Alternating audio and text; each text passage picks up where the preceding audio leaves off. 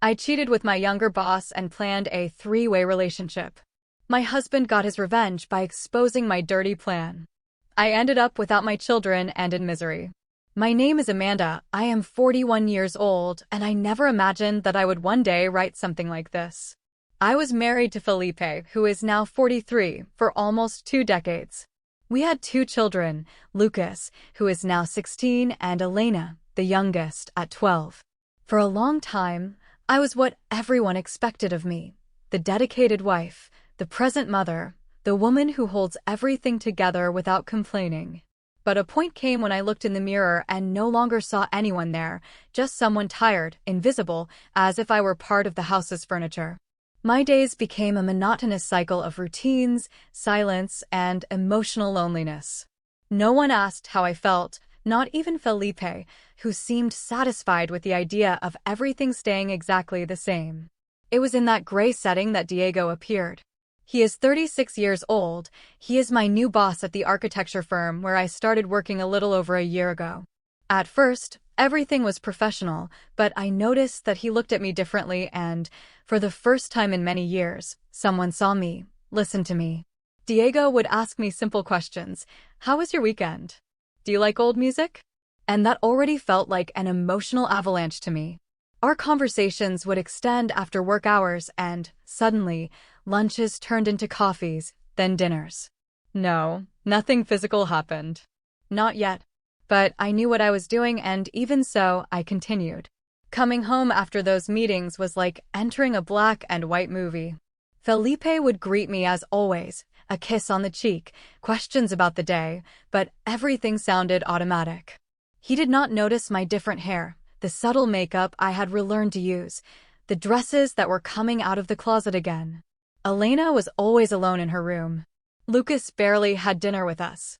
I felt guilty, but I also felt rage. Rage for having given everything and having received so little for so long. I started to convince myself that I deserved that, a little attention, a little novelty. I cannot deny it, I started to arrive later on purpose. I would say there was a lot of work, last-minute meetings, heavy traffic. And Felipe believed it because he always believed. He was never the controlling type, but he was also not the type who notices when you are screaming in silence. And maybe that is why I did not stop, because every time Diego made me laugh, I remembered how good it was to feel alive. And every time Felipe said goodnight to me without even touching me, I convinced myself that what I was doing was not so bad. Of course, there was a part of me that knew I was going too far. I left my daughter alone more times than I would like to admit, and my son, who used to be distant, started to get closer to his father. But I clung to the idea that all of this was temporary, that a woman like me, who had dedicated her life to her family, had the right to seek something to fill the void that routine had carved inside me. I repeated to myself like a mantra, I deserve this. As if that would erase the guilt, as if that would justify what was to come. And I already knew what was coming. The worst part is that I believed I could control everything, that Felipe would never find out, that my children would not notice, that Diego would remain there in just the right measure, present enough to keep me turned on, distant enough not to cause havoc. But the truth is that things started to get out of control long before I would like to admit. And still, I continued, because when you spend too much time being ignored, any glance can become an addiction, and my addiction was already stronger than I imagined. For weeks, I slept less and thought more. I knew that time was running out, that Felipe was beginning to put the pieces together even if he did not admit it. His looks were different, not of anger, but of someone who is watching, waiting for the right moment. And that is when I started to put together my plan, a speech. Literally, I wrote 4 entire pages with every possible argument, every imaginable objection. I would speak to him rationally, without attacks, without drama. The idea was a bold proposal, yes, but structured. A modern solution for an ancient problem, 3 adults, a clear agreement, no lies, something that could work, something I needed to work. It was ridiculous, perhaps, but I convinced myself it was not. I thought that if he truly loved me, he would understand, that the love of so many years would be enough for him to at least consider it. And the truth is that I still loved Felipe, just in a different way. Now he was the firm ground, the safe home, but Diego. Diego was the breath of fresh air, the adrenaline that reminded me I was still a woman. I did not want to choose, I did not want to lose either of them. And that is when that phrase became an obsession. I cannot fail, I deserve this. I would repeat it in the car, in the bathroom, in front of the mirror. Every part of the speech was carefully constructed. I would start with an emotional memory to touch his heart. Then, logical arguments, statistics on non-monogamous relationships, studies on marital happiness, even cultural references, all tied together neatly. I practiced in front of the mirror. I read it aloud with pauses. I imagined Felipe reacting with anger, with surprise, with silence. I had answers for everything. I even rehearsed facial expressions, gestures, the tone of voice. I prepared as if it were an emotional thesis defense, because it was. I was defending my life, my right to be happy without destroying everything. Diego, on the other hand, never fully bought the idea. He would say that men like Felipe do not accept sharing their wife, that I was dreaming, that this could turn into a nightmare. But he never tried to stop me. He would stay, he would listen to me, sometimes he would mock me, but he would stay. And deep down, I knew he did not stay for me. He stayed for the security I represented. I was the married woman, the one with everything to lose, the emotional stability in a chaos he could abandon at any moment. Still, that was enough for me to keep going. I planned everything, the day, the time, the ideal setting. A quiet dinner at home, wine, candles, an intimate atmosphere, the children asleep, everything calm. Felipe relaxed, with his defenses down. A moment when I could take his hand and look him in the eyes with sincerity. I wanted him to see that I was being honest, even though that was, in essence, an absurd request. But I believed. I believed strongly. I was so immersed in my conviction, so blinded by hope, that I did not see how close everything was to exploding. And maybe that is the worst part. I thought I was smart, insightful.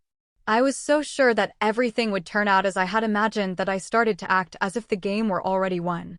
I told myself, Felipe will not want to lose his family. He will accept, even if it is out of fear. And that, more than anything, reveals how much I had lost myself, because the woman I once was, the one who said she would never manipulate anyone, was now betting on the weakness of the one who once swore his love to me. And the price for that bet was yet to come. In the months before my proposal, I was less and less present at home, physically and emotionally. I left early, came back late. Sometimes I avoided coming back at all. I made up excuses about urgent projects, client visits, last-minute meetings. The truth is that I wanted to avoid the weight of home. I could no longer stand Felipe's silent gaze, which said everything without saying anything. And worse still, I also began to avoid the eyes of my children, especially Elena's. She was always sensitive, she perceives everything, and she started to look at me as if she no longer recognized me. That hurt, but not enough to stop me. It was in that void that Felipe blossomed as a father, something I never expected. He started to cook, and not just the basics. He prepared dishes I had never seen him make before: homemade lasagna, stuffed pancakes, soups for cold nights. He planned weekends at the park, movie nights, cleaning days together with loud music, simple things, but things that unite people. Lucas, who used to lock himself in his room or disappear with his friends, started to stay home more. He began to play video games with his father, watch old series with him, laugh at the same silly jokes. That house that I thought was falling apart was, ironically, being rebuilt without me. And that was what bothered me the most. I wanted to believe they would miss me, that a mother's absence would destabilize them, but what I saw was the opposite. They were flourishing. Felipe took on everything with a naturalness that scared me: schoolwork, doctor's appointments, exam schedules, supermarket lists. He took care of everything and, moreover, he did it with affection, with a genuine dedication I did not know he had. Sometimes I would arrive late and see the three of them in the kitchen, laughing, trying a new recipe. I would walk through the door like a stranger, like someone who was just passing through. And I began to feel envious of the place that was once mine. But instead of reconsidering my decisions, I buried myself deeper in them. I clung to the narrative that I was the forgotten woman who just wanted a little freedom. My children were fine, yes, and that weakened me, because if they were unwell, I would have a justification. But they were happy with Felipe, and with that I drifted even further away. I avoided long dialogues, cut conversations in half. Elena started to answer me with dry phrases. Lucas started calling me by my name, not Mom. Small wounds that bled inside, but which I pretended not to see. For 7 months, that dynamic solidified, and I, who used to control every detail of the family routine, became almost a guest. Felipe, on the other hand, gained the respect and love that were once mine. The house was cleaner, more alive, more cheerful, and all of this without my presence.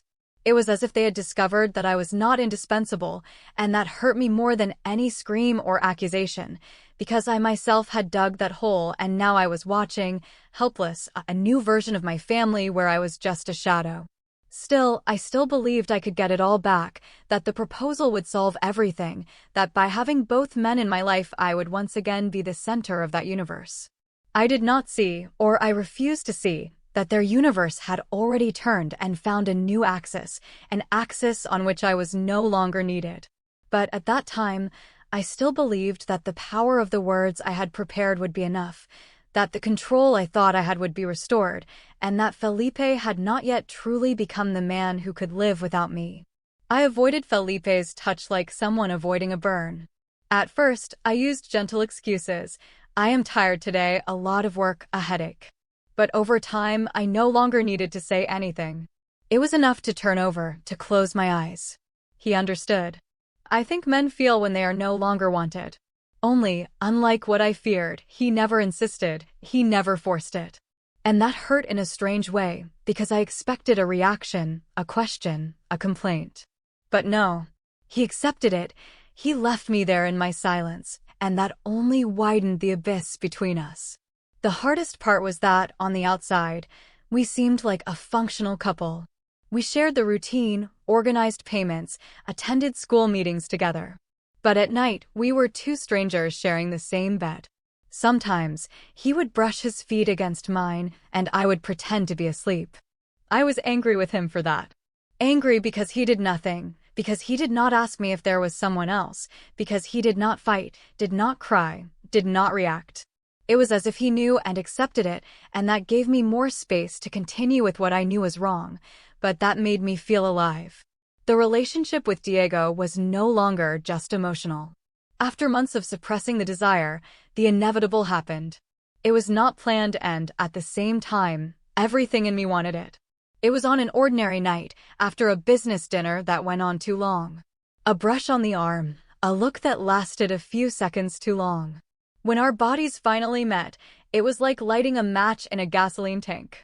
The clothes flew, the accumulated tension exploded in muffled moans and dirty whispers. For the first time in a long time, I felt alive, desired, submissive, and I loved every second of it. Diego was everything Felipe never was in bed, dominant, intense, unpredictable. He would turn me however he wanted, he would put me in positions I did not even remember existed, and I allowed it, I begged for it. And he would take me as if I were his, as if my body had never belonged to another man. He would call me things that Felipe would never dare to say, and the worst part is that I loved it. I felt shame afterwards, yes, but during I thought of nothing, I just wanted more. I became addicted to that, to being used, controlled, pushed to the limit.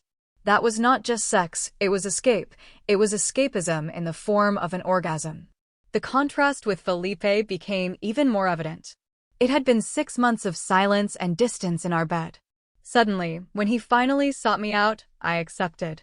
Maybe out of guilt, maybe out of obligation. But my body was present only out of politeness. When he touched me, I felt repulsion for a second, and then I disconnected. I closed my eyes, I thought of Diego, and I transported myself. Only in that way could I continue, only in that way could I bear it. The orgasm came, but it was not from him, it was from Diego. It was only by imagining Diego taking me by the hips, whispering in my ear, turning me face down as he always did, that my body responded. It was as if Felipe were not there. I was not making love to my husband. I was betraying my husband in his own bed, using his body as a bridge to reach another man. Even with all that, the respect between us still existed. Felipe continued to treat me with affection, as if there were still something to salvage. He did not know about the physical betrayal, but he felt it. And still, he did not confront me. Maybe out of fear, maybe out of love. I pretended, he pretended, and the farce continued. But inside me, it was already a different story. I was no longer his wife. I was another man's lover, desiring every forbidden encounter, every moment when I stopped being the mother, the responsible woman, and became only flesh. And deep down, I believed I deserved it. The day came when I decided to talk. I believed I was ready. I had my speech printed, rehearsed, breathed. I made sure to create the atmosphere, a light dinner, expensive wine, the children already asleep. Felipe was calm, perhaps even hopeful about my attempt at reconnection, as I called it. I could barely look him in the eye. Every part of my body trembled, not from guilt, but from fear of losing everything and, at the same time, with the arrogant illusion that I would manage to convince a man who loved me to accept a third person between us. I took a deep breath and began with sweet phrases, a calm tone, trying to sound sincere. But inside, I was trying to sell a bomb wrapped as a gift. At first, he listened without interrupting, just chewing slowly, staring at me. When I mentioned opening up possibilities, his eyes narrowed, suspicious. And then he asked, "Are you talking about bringing in another woman?" I smiled faintly, trying to seem light. Not exactly. That is when everything fell apart. When he understood that I was suggesting the presence of another man, of Diego, in our marriage. He dropped his silverware with such force that the fork fell to the floor. The silence that followed lasted seconds, but it seemed like an eternity. The disappointment on his face was like a slap that I myself had asked for. Felipe got up from the table slowly, with a calmness that scared me more than if he had screamed. He did not make a scene, he just said, "Did you really think this was acceptable?" And I tried to explain. I said I did not want to lose him or give up what I was experiencing with Diego, that it was a new model of relationship, that many people lived like that. I used nice words, logical arguments, cited cases and examples. I tried to sound lucid, but inside I was desperate because I could see in his eyes that each of my sentences only dug a deeper abyss. He looked at me as if he were seeing a stranger. And maybe he was, because the woman he knew would never have proposed such a thing. And there, in that room where we had laughed together so many times, where we celebrated our children's birthdays, I felt the ground disappear. He did not shout, but his outrage was clear, solid, cold. "So, is that it? You want two men? One to take care of the house and another to fuck you? And I am the idiot you thought would accept that." The words hurt, and for the first time in a long time, I did not know what to say. I just stood there, in silence, disarmed. After that night, the atmosphere between us became unbearable. He did not sleep at home for the next few days. I tried to call him, sent messages, begged him for a conversation. And still, I could not manage to give up what I had with Diego. I wanted to keep them both. I remained deluded, believing that with time and calm Felipe would return, that he would understand, that the love of almost 20 years would not be destroyed by a bold idea. But I did not see, or refused to see, that my proposal was the final spark, the last drop in a sequence of emotional and physical betrayals that I myself had built. I tried to go back to normal, although Diego was beginning to seem more and more uncomfortable with all the tension. "What did you expect? For him to applaud you," he said once, laughing sarcastically. And I hated that laugh, because it was true. That is what I expected. I convinced myself that it was possible to have it all, a stable husband and an intense lover, a structured family and an exciting secret life. But the truth began to crush me. Felipe would never accept it. Diego was not going to wait forever. And I was about to lose them both. And what would be left of me after that, I still did not know. When Felipe came back, I made a second attempt. A second dinner that was different from the start. I was preparing for a new attempt at conversation, an emotional plan B with fewer arguments and more emotional appeal. But Felipe arrived strange, too calm, too silent. He placed his cell phone face down on the table, took off his jacket, and looked at me in a way that sent a chill down my spine. I still tried to smile, to feign normality, but I noticed he was not there to listen to anything. He was there to speak. And that is exactly what he did. Before I could open my mouth, he began, "You do not need to say anything, I already know." I felt my heart stop for a second. He spoke in a low voice, but firmly. He said he knew about Diego, that he knew about the meetings, the dinners, the hidden conversations, that even though he had not seen a kiss, he knew my body well enough to know that it no longer desired him. Do you think I did not notice when you flinched at hearing his name, when you trembled when you grabbed your cell phone, when you said you were going to the office and came back smelling of a man's cologne? Every word was a sharp blade, cutting with precision. And the worst part was that he said it without anger, just with a serene, desperate pain. I tried to deny it, I cried, I apologized. I said I was confused, that I had never physically cheated on him. I lied, of course, but he no longer believed me. And he did not even need to. Amanda, you two already betrayed each other with your eyes. The body was just a consequence. He said that with a coldness that made me tremble. He knew, he always knew. He was just waiting for me to confess. And now, seeing that I was still lying, he simply shook his head and said, "You made your choice. Now live with it." He got up from the table, took the car keys, and left. Without shouting, without slamming the door, but taking everything with him, including the ground beneath my feet. The following hours were torment.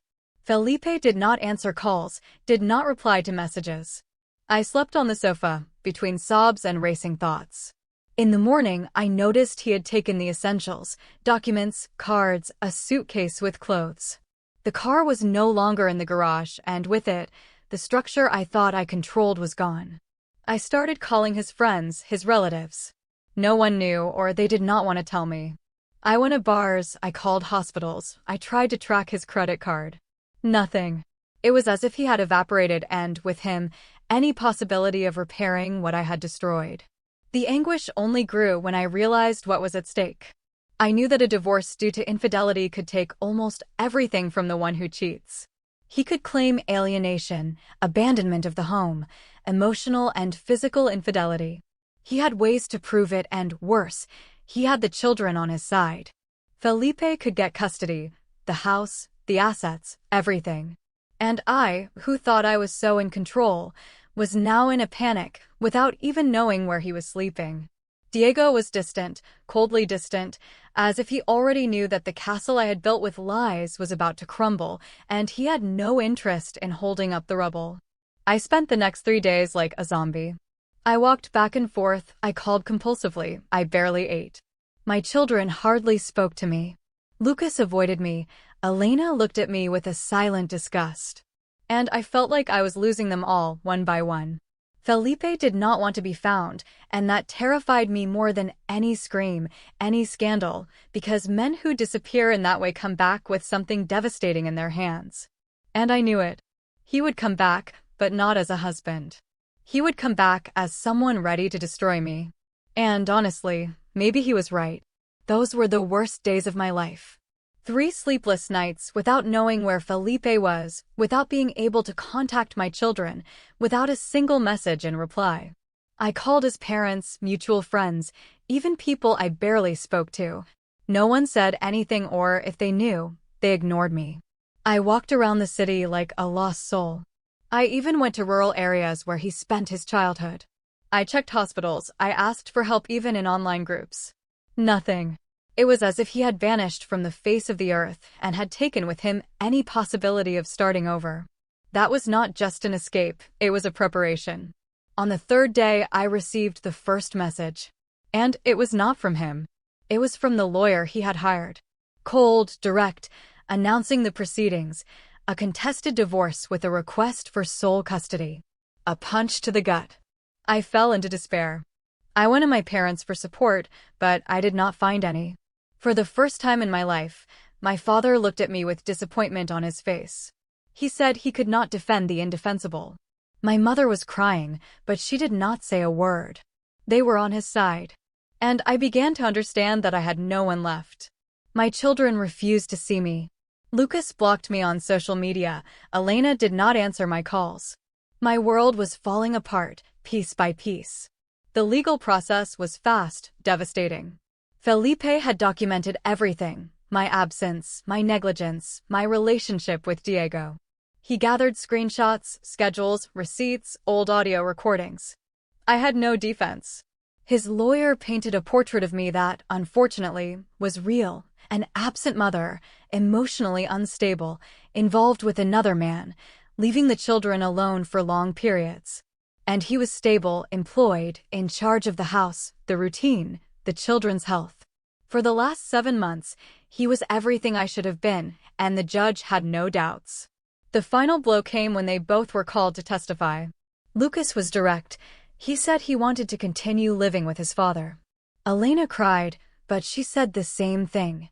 She said she no longer felt safe with me, that she did not know who I was. The judge did not even hesitate. Sole custody for Felipe, supervised visits for me in a neutral place. My heart broke right there. I left the hearing with no strength, like a criminal, like someone who had thrown her life away. And, in practice, that is exactly what I did. I lost everything: my role as a mother, my identity, my credibility. And all for a fucking illusion of freedom. I tried to appeal, but the judge was clear: there was no basis. With no steady job, no income, no family support, and with an informal but strong accusation of emotional instability. They did not forbid me from seeing them, but only under supervision, as if I were a risk. And as much as it hurt, I understood it. I had put my desires above everything else. I tried to rationalize, I tried to convince myself that it was just a phase, but deep down I knew none of it was reversible. Felipe was now a single father, and I was just a broken woman, rejected even by her own children. I went back home, that house where I no longer felt like I owned anything, and I looked around. Almost everything was still there: the furniture, the paintings, the smells. But the warmth was gone. It was an empty stage, an emotional cemetery. Diego no longer showed up. He distanced himself when he saw I had lost everything. "You need time," he said before disappearing too. Time. That was the only thing I had left. Time to face the emptiness, time to understand that what I did had no turning back. And time, cruel as it is, does not forgive those who try to bend it in the name of a selfish desire. The 14 months that followed the legal separation were of silence and pain. I counted the days, waiting for some change, a breach, a regret from Felipe or my children. But nothing. Every attempt of mine to make contact was ignored or blocked. I sent letters, emails, voice messages. There was no response. Elena deleted the social media where I could see her. Lucas blocked me even on WhatsApp. My heart was bleeding in silence. I would cry, hugging the pillows, looking at old photos, reliving every mistake. And still, I kept trying to find some way back. But Felipe, now cold and methodical, made sure to keep me exactly where he wanted me, on the outside. I found out through the internet that he had gotten engaged to an old university classmate, one of those who appear out of nowhere with a perfect smile and an impeccable record. A woman who probably represented everything I had stopped being: stable, present, respectable. I saw a photo of the 4 of them together: Felipe, her, and our 2 children. They looked like a new family. The caption said, "New beginning." I wanted to scream, to break everything, but I did not even have the strength to argue with the mirror. The divorce was finalized the following month. I signed the papers like someone signing a sentence. And there, with that signature, I died once and for all for them. But Felipe did not stop there. Shortly after the divorce, he published a letter, the one I had written with my detailed plan to propose the new relationship structure. For handwritten pages where I justified what was now unjustifiable. He scanned it and posted it on Facebook, then on Instagram, then in the condominium groups, the school groups, the neighborhood groups. It was a cruel exposure. He did not alter a single comma. He let my own words condemn me. And it worked. I became a joke in conversations, in the comments of strangers, in the crooked glances on the street. I was ridiculed, accused, attacked. And the worst part was I no longer had a defense. The job market also closed its doors to me. The few contacts I had left disappeared. My name was associated with scandal, imbalance, betrayal. Even Diego, who disappeared like a coward, did not dare to show up to clear my name. I was left alone, literally. Without children, without friends, without a profession. I became what I always feared being, irrelevant, invisible, the woman no one wants to have around. Some went so far as to say that Felipe had gone too far, but most thought I deserved it. And deep down, maybe I did deserve it, because I was the one who sowed every one of those seeds. Today, my days are silent. My cell phone does not ring. The walls of the house repeat echoes of laughter that are no longer mine. The smell of childhood, of food in the oven, of school books, everything has disappeared. What remains is dust, remorse, and regret. And the phrase, that fucking phrase, I cannot fail, I deserve this, echoes in my mind every night. It became an inverted mantra, a broken spell, because I did fail. And what I thought I deserved transformed into the curse that accompanies me. That phrase, which one day gave me courage, today drags me to the bottom. Sometimes I wonder if there is any redemption for someone like me, but I know there is not. Not after everything, not after seeing my children replace mom with a heavy silence. Not after seeing my ex-husband smile next to another woman, while I am avoided even in supermarkets. I wish I could go back in time, prevent that first dinner with Diego, erase every step of the path that led me to the end. But I cannot. I can only tell the story, even if no one reads it, even if no one believes it, even if no one forgives it. Because maybe, deep down, that is what I deserve.